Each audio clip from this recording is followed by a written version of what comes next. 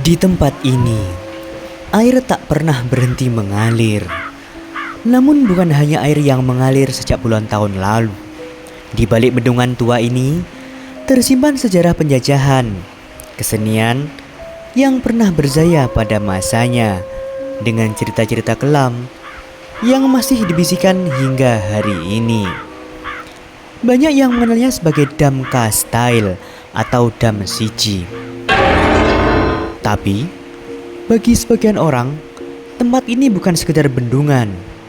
Ia adalah saksi bisu, tempat orang hilang, tempat mayat ditemukan, dan tempat di mana dunia nyata dan tak kasat mata seringkali bersinggungan dengan manusia. Saksikan kisah cerita misteri Dam Kastyle hanya di Sena TV Channel.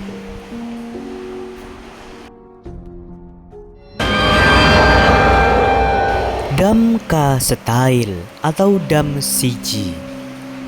Pada masa penjajahan Belanda, Indonesia belum mengenal kata merdeka. Seluruh tanah, sungai, dan hasil alamnya berada di bawah kendali pemerintahan kolonial Belanda. Salah satu peninggalan dari masa itu adalah Dam Kastyle yang dibangun pada kisaran tahun 1930 hingga 1937. Dam ini berlokasi di antara dua wilayah perbatasan, bagian selatan Dusun Temberejo, Desa Sidorejo, Kecamatan Purwoharjo, dan bagian utara Dusun Wringin Pitu, Desa Pelampangrejo, Kecamatan Celuring. Dam ini dibangun untuk mengatur air mercu. Dam selebar 83 meter, satu pintu spey, dan dua pintu intage mengalirkan air ke saluran irigasi panjang yang menghidupi lebih dari 6.422 hektar sawah di wilayah Tegal Delimo dan sekitarnya. Saluran ini mulai mengalir sekitar tahun 1935. Sejak saat itu, Dam Kastyle menjadi pusat kehidupan masyarakat. Namun, tidak semua yang lahir dari tempat ini membawa kehidupan. Warga sekitar menyebutnya sebagai Dam Siji. Dam dari bahasa Belanda yang berarti bendungan. Siji dari bahasa Jawa yang berarti satu. Cukup sederhana. Namun, nama Dam Siji sering dikaitkan dengan cerita yang tidak sederhana. Menurut catatan dan kesaksian warga setempat, Dam Siji Kastyle dikenal sebagai lokasi bendungan yang sering ditemukan orang tenggelam. Bahkan, hampir setiap tahun selalu ada saja peristiwa tragis di sekitar bendungan ini. Salah satu kasus yang menggemparkan, ditemukannya sesosok mayat dengan kondisi kaki terikat besi dan tali plastik sebagai pemberat. Itu bukan kecelakaan biasa dan bukan pula kejadian yang mudah dijelaskan dengan logika rasional manusia. Penjaga pintu air setempat mengaku pada malam hari sering mendengar suara anak kecil menangis dan memanggil minta tolong. Suara itu entah berasal dari mana, tapi setiap malamnya seringkali suara anak kecil itu menangis dan meminta tolong. Kadang di Dam Siji Kastyle juga terdengar seperti keramaian, entah itu pasar atau lainnya. Suara itu sangat ramai. Tapi pada saat malam hari di Dam Siji Kastyle sangat sepi dan sunyi. Suara apakah itu? Entah. Masyarakat sekitar percaya bahwa suara yang ramai bukan suara dari masyarakat yang datang pada malam hari di Dam Siji Kastyle.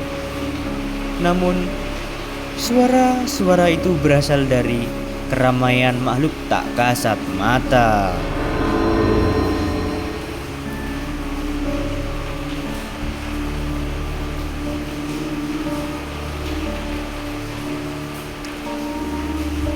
Di Dam Siji Style, Anda pula melihat sosok besar berwarna gelap, entah itu genderuwo atau makhluk tak kasat mata lainnya, yang sering berdiri diam dan menempati bendungan mercu di Dam Style.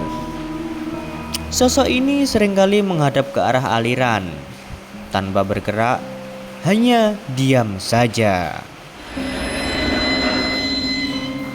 Indah, namun Dam Siji Style sangat menyimpan sebuah misteri.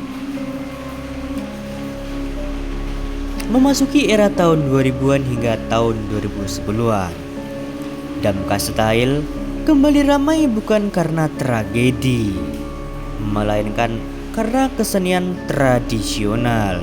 Pada zaman itu, VCD atau DVD seringkali menjadi hiburan bagi masyarakat Kabupaten Banyuwangi, khususnya di Desa Pelambangrejo dan Desa Sidorejo.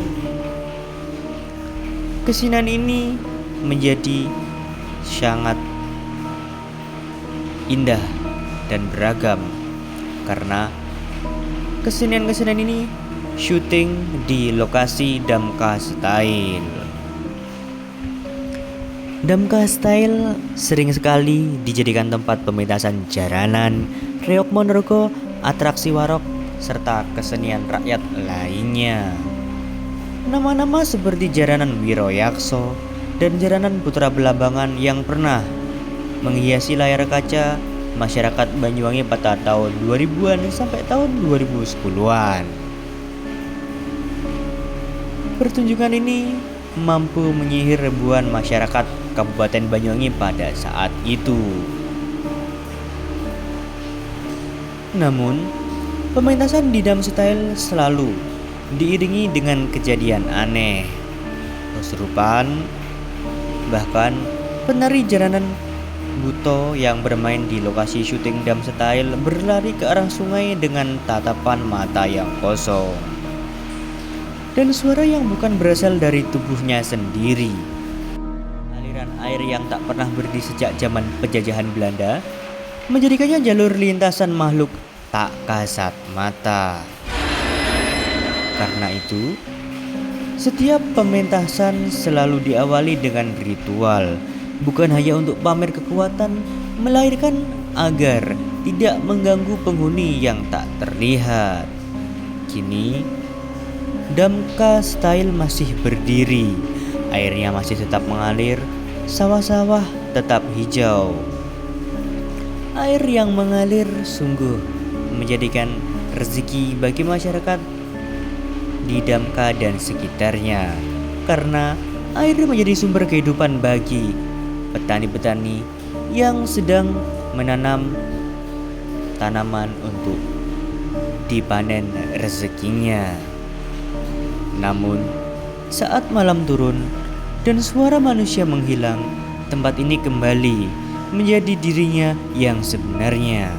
Bukan hanya bendungan, bukan hanya bangunan tua, melainkan tempat di mana sejarah, seni, misteri bertemu dan belum pernah benar-benar pergi dari lokasi Damka Style.